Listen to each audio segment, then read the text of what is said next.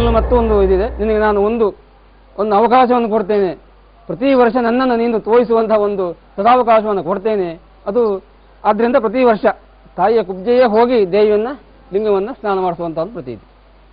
ಆ ಸಂದರ್ಭದಲ್ಲಿ ಸಹಸ್ರಾರು ಜನ ಬಂದು ಸ್ನಾನ ಮಾಡಿ ಆ ದೇವಿಗೆ ವಿಶೇಷವಾದ ಪೂಜೆ ಮತ್ತು ಮಂಗಳಾರತಿ ನೈವೇದ್ಯಗಳು ಕೂಡ ಆಗಲಿಕ್ಕೆ ಉಂಟು. ಸ್ನಾನ ಮಾಡೋ ಸಂದರ್ಭದಲ್ಲಿ ದೇವರಿಗೆ ಸ್ನಾನ ಅಂತ ನಾವಿಲ್ಲಿ ಹೇಳ್ತೇವೆ.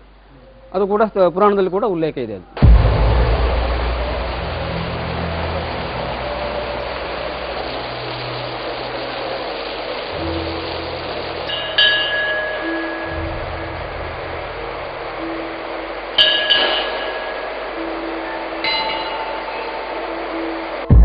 ಮಹಿಮೆಗಳ ಅಗೋಚರ ದೈವೀ ಶಕ್ತಿಗಳ ತವರು ಈ ಕಮಲಶಿಲೆ.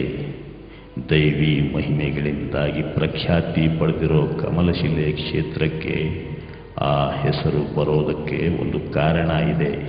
ಕಮಲಶಿಲೆ ಹೆಸರು ಹೇಗೆ ಬಂತು ಅಂತ ಹೇಳಿದರೆ, ಕಮಲಾಕೃತಿಯ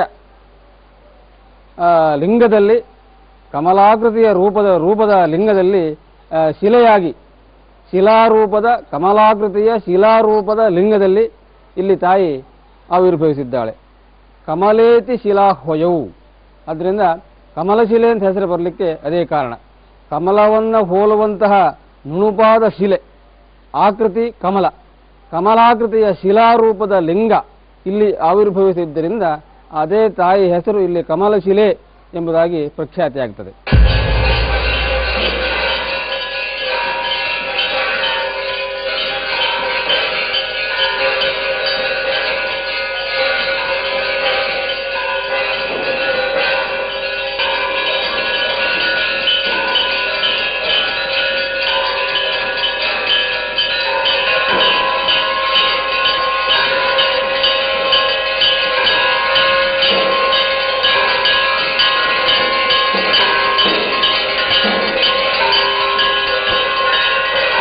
ಸುತಪ್ತ ಅಂತ ಹೇಳುವಂಥ ಒಬ್ಬ ವಿಪ್ರೋತ್ತಮನು ತಪಸ್ಸಿಗೋಸ್ಕರ ಇಲ್ಲಿ ಬರ್ತಾರೆ. ತಪಸ್ಸು ಮಾಡ್ತಾ ಇರುವಾಗ ಕ್ರೂರಾಕ್ಷ ಅಂತ ಹೇಳುವಂಥ ಒಬ್ಬ ರಾಕ್ಷಸನಿಂದ ಅವನಿಗೆ ಉಪಟಳ ಅಲ್ಲಿಯ ಋಷಿಮುನಿಗಳಿಗೆಲ್ಲ ಗುಹೆಯಲ್ಲಿ ತುಂಬ ಜನ ತಪಸ್ಸು ಮಾಡ್ತಾ ಇರ್ತಾರೆ. ಋಷಿಮುನಿಗಳು ಅನೇಕ ಮಂದಿ ಇಲ್ಲಿ ತಪಸ್ಸು ಮಾಡಿ ಸಿದ್ಧಿಯನ್ನು ಪಡೆದರು ಅಂತ ಹೇಳುವಂಥದ್ದು ಉಲ್ಲೇಖ ಇದೆ. ತಪಸ್ಸು ಮಾಡ್ತಾ ಇರುವ ಕ್ರೂರಾಕ್ಷ ಅಂತ ಹೇಳುವಂಥ ಒಬ್ಬ ರಕ್ಕಸ ಅಧಮನಿಂದ ಅಲ್ಲಿ ಬಾಧೆ ಬರ್ತದೆ ಅವನಿಗೆ, ಋಷಿಗಳಿಗೆಲ್ಲ.